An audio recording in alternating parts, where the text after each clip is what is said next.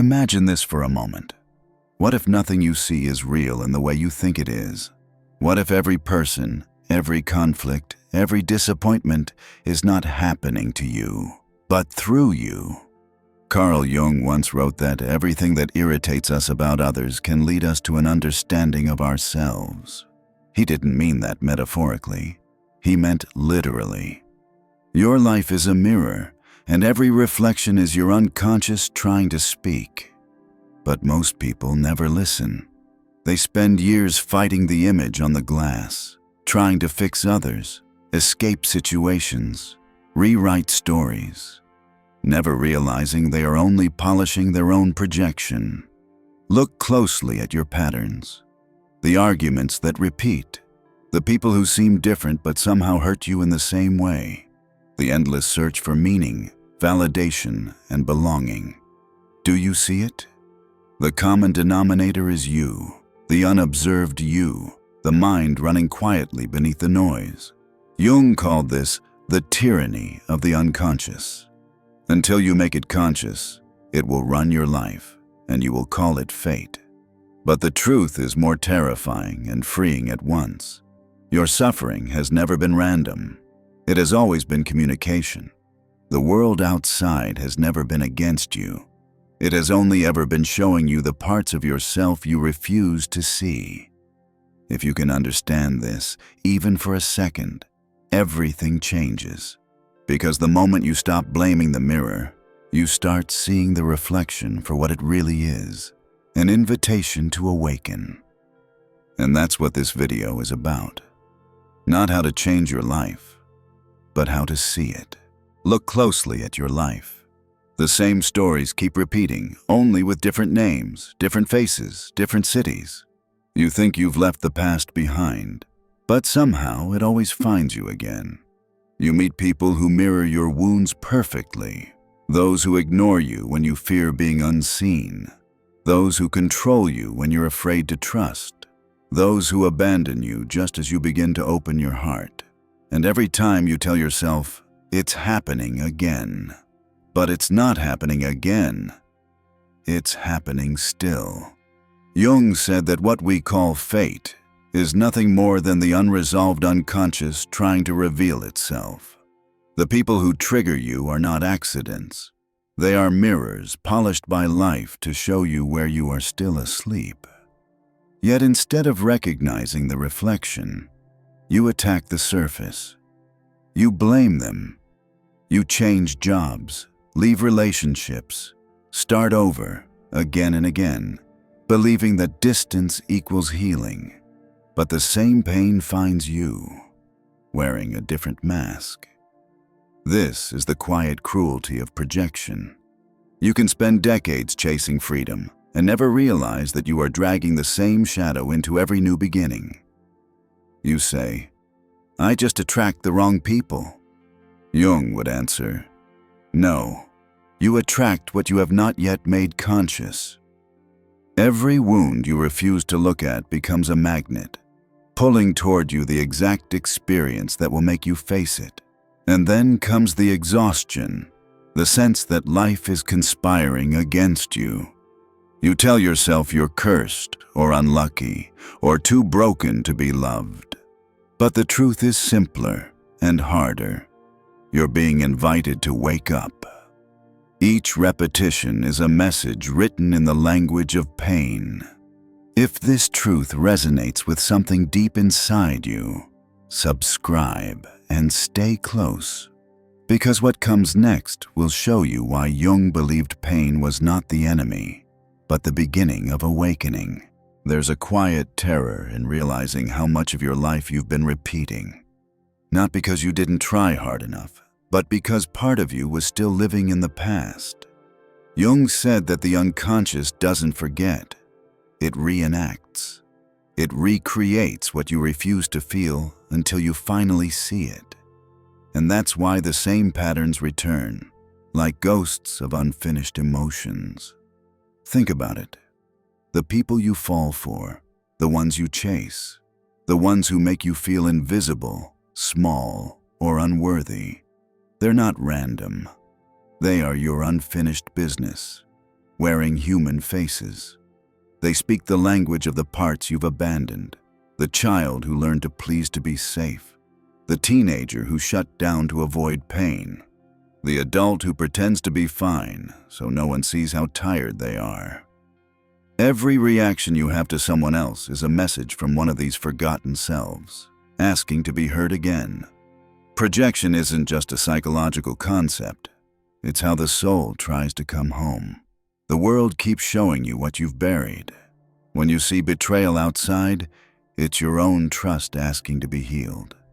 When you see arrogance, it's your own strength asking to be claimed. When you see rejection, it's your own worth asking to be remembered. Most people don't want to hear this because it means the pain is personal. It means no one is coming to fix it. But that's also where your freedom begins. Jung believed that once you make the unconscious conscious, fate loses its grip. The moment you see the mirror for what it is, the story changes. You stop blaming. You start listening. You begin to realize that every trigger, every heartbreak, every repeated disappointment was never punishment. It was communication. And maybe that's why you're here. Because something in you is tired of running from its own reflection. Something in you is ready to stop polishing the surface and start seeing the face behind it. If this speaks to you, stay. The next part will take you deeper into the moment Jung called the meeting with the shadow, where the truth stops being theory and becomes a mirror you can no longer look away from. Every journey toward awareness begins with a collapse. Something you thought would save you stops working. The roles that once defined you start to feel like costumes. You begin to notice the quiet distance between who you are and who you pretend to be. That's when the shadow appears. Not as a monster, but as everything you've buried to survive. The anger you called discipline. The sadness you hid behind productivity.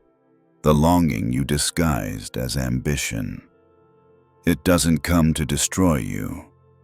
It comes to show you what's left behind. At first, it's unbearable.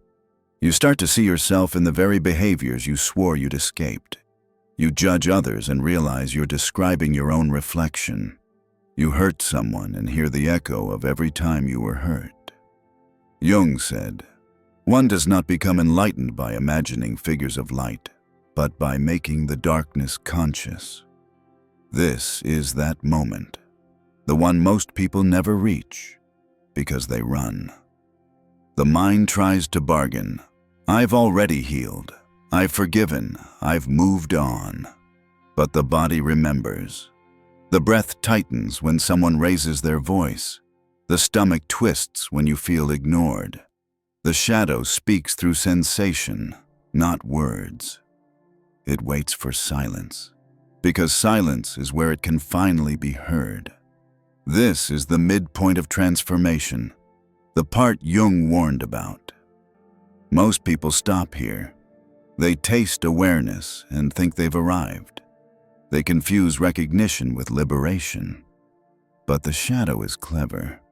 It will shapeshift into the healer, the savior, the teacher, and trap you in the identity of someone who understands. Yet understanding isn't the same as integration. Knowing your darkness means nothing until you can hold it without fear. Here's the paradox. The moment you stop fighting the darkness, it loses its power. The more you try to destroy it, the deeper it hides. But when you look at it with calm attention, without naming it evil, without rushing to fix it, it begins to soften. Because what you call shadow is not your enemy. It's your frozen truth, waiting to be seen. Think of it like this. Every suppressed emotion is a child locked in a room. It doesn't disappear just because you ignore it. It waits, patiently, for you to open the door. And when you finally do, it doesn't attack. It weeps. It trembles. It tells you the story of when it was left behind. That's what healing looks like. Not fire, not glory, just recognition. And if you stay through this darkness, if you resist the urge to run, you'll witness something rare. The light doesn't come from above, it rises from within. The same energy that once destroyed you becomes the one that rebuilds you. Jung called this alchemy, the turning of pain into consciousness. Most people turn back at this point. They want peace without awareness, comfort without confrontation. Don't. Stay here. Because this is where transformation actually begins, where the mirror cracks and light seeps through the fracture. Picture this. You're standing before a mirror, but it's not made of glass. It's made of moments, the fights you've had, the people you've lost, the silences that broke your heart. Every reflection moves when you move. You try to look away, but the mirror follows. This is life, not happening to you, but through you. Each event, each person, each failure is a piece of that mirror showing you where your vision is still blurred. When you get angry, the mirror shakes. When you judge, it fogs. When you love, it clears. But no one told you that seeing clearly can hurt. Because sometimes, clarity means realizing you've been the one distorting the image all along. Jung said that everything outside us is an image of something inside. And when the inner world changes, the reflection changes too. You begin to notice the pattern. You don't meet people by chance. You meet your lessons. The critic, the betrayer, the admirer. They're all faces of the same mirror, testing how much of yourself you can truly see without breaking. But when you resist, the reflection resists back. You shout, "Why do I keep attracting pain?" The mirror replies, "Because you keep turning away." Here's the secret Jung hinted at. The mirror doesn't punish, it teaches. The cracks aren't flaws, they're openings. When your heart breaks, light enters through the fracture. The wound is the window, the pain, the teacher. The moment you stop demanding perfection from the reflection, the mirror starts revealing truth instead of projection. And then something miraculous happens. The mirror stops being something outside you. You realize it has always been inside. The mind observing itself, the soul recognizing its own shape. You understand what Jung meant when he said, "He who looks outside dreams. He who looks inside awakens." Because now, you're not just looking, you're seeing. The world hasn't changed, but your gaze has. And that changes everything. You don't need a crisis to meet your shadow. You meet it every morning, in the silence before your first thought, in the heaviness that greets you when you open your eyes. You meet it in the way you rush to fill every quiet moment, as if stillness might expose you. You meet it when you speak too quickly, trying to prove you're enough. You meet it when someone criticizes you and your body tightens, not from anger, but from an old memory that still hasn't been seen. The mirror is everywhere. In the friend you envy, in the partner you resent, in the parent you still can't forgive. You think you're reacting to them, but you're really reacting to the part of you they awaken. When you crave validation, the mirror is showing you the child who once begged to be noticed. When you feel jealousy, it's showing you the self that gave up the desire to stay safe. When you overwork, it's showing you the fear that without achievement, you disappear. Every emotion is a reflection, trying to tell you where you lost touch with yourself. And maybe that's why healing often feels like losing, because as you stop projecting, illusions start to die. Some relationships fade. Some ambitions dissolve. You begin to realize that peace isn't about fixing what's outside. It's about remembering what's inside. Jung said that the psyche seeks balance like nature seeks light. You don't have to force growth. You just have to stop resisting what life is trying to show you. Sometimes that means letting go of people you still love. Sometimes it means forgiving someone who never apologized. And sometimes it simply means pausing long enough to admit, yes, I did that too. That sentence, honest, unarmed, is what turns the mirror from judge to teacher. You don't heal by becoming better. You heal by becoming honest. The mirror was never there to make you beautiful. It was there to make you real. At some point, you stop asking life to be kind and start asking it to be honest. Because honesty is the only language the soul truly understands. Jung believed that clarity is not given. It's earned, moment by moment, through awareness. The truth doesn't come as comfort. It comes as a mirror, stripping away every story you've used to protect yourself. You start to see the pattern. The same events that once broke you now arrive as messages. The silence you hated becomes space. The rejection you feared becomes direction. The end you mourned becomes a door. This is the strange mercy of consciousness. It doesn't make life easier. It makes it real. The world doesn't heal you. Awareness does. Because once you see clearly, illusion can't survive. You stop searching for people to understand you and begin understanding yourself. You stop chasing validation and start recognizing value. You stop trying to control the reflection and begin listening to what it's trying to say. Slowly, you realize that peace isn't found. It's remembered. And there's a moment, quiet, almost imperceptible, when you feel it, the absence of resistance. You no longer fight to be seen, or loved, or understood. You simply are. That's what Jung called individuation, the alignment between the self you show and the self that sees. But here's what few people realize. Clarity has a cost. You lose the comfort of confusion. You lose the shelter of blame. You start to see how much of your pain was self-created, how much of your suffering was recycled belief. It hurts, but it's the kind of pain that frees. Because the truth, once seen, can't be unseen.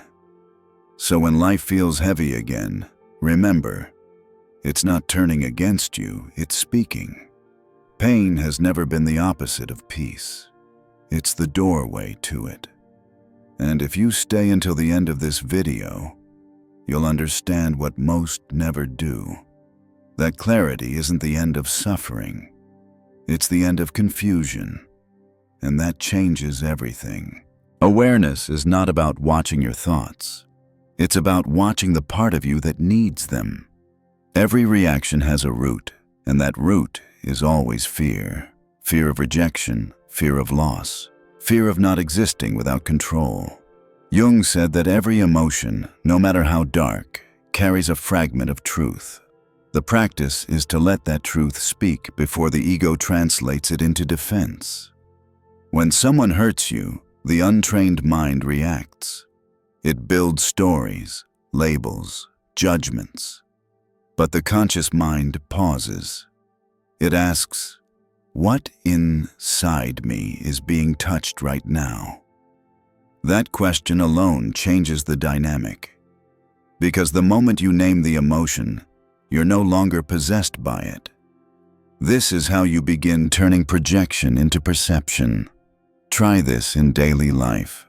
When you feel that familiar sting of criticism, don't rush to justify yourself. Feel where it lands in your body. Is it in your chest? Your throat? That's the unconscious revealing its map. The psyche speaks through sensation long before it forms words. You can write it down later, not as an analysis, but as a conversation with your inner world. Over time, you'll notice that your triggers become teachers. The chaos outside loses power because it's no longer foreign.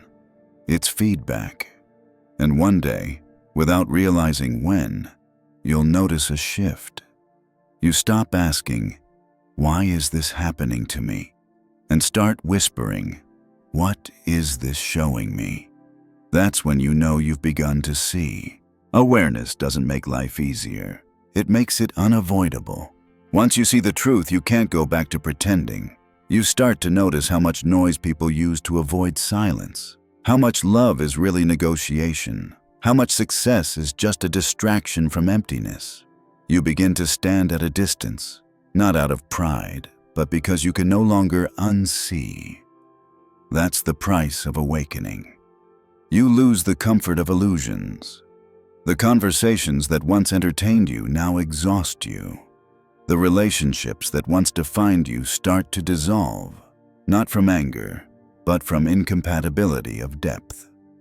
Jung said that the path to consciousness is lonely, not because no one loves you, but because few are willing to see as deeply as you now do. At first, you'll grieve. You'll miss the simplicity of not knowing, the innocence of being asleep. But then, something shifts. You realize that solitude isn't isolation, it's clarity. You begin to see beauty in quiet places, in the pause between breaths, in the way light falls on an empty chair, in the ordinary tenderness of being alive. The gift of awareness is not control, it's presence. Life doesn't stop hurting, but the pain stops owning you. You learn to watch it come and go, like weather passing through the sky of your mind. You understand what Jung meant when he said that the unconscious becomes less dangerous the more it is recognized. Because now, nothing inside you is foreign anymore. You've met yourself in full. Light and shadow, weakness and strength. And for the first time, you don't need to choose. You just stand in the middle, steady, watching it all move through you. And in that stillness, you realize something profound. Clarity was never about removing darkness. It was about remembering that you were never separate from the light. Imagine yourself standing before the mirror one last time. The cracks are still there, but now they don't bother you. You trace them gently with your fingers and realize they're not flaws. They're proof. Proof that you've lived, that you've broken, that you've returned. The light that seeps through them isn't blinding anymore. It's soft, like memory. You see your reflection differently now. It's no longer an image to fix, but a presence to understand. The eyes that once searched for validation now simply witness.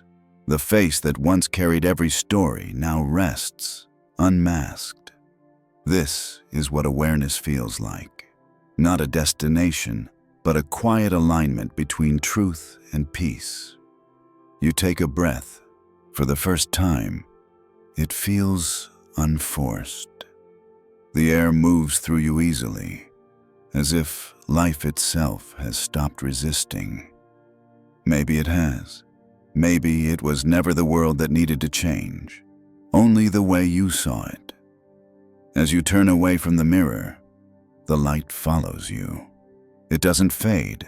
It stays, subtle and steady, like something that's been waiting all along.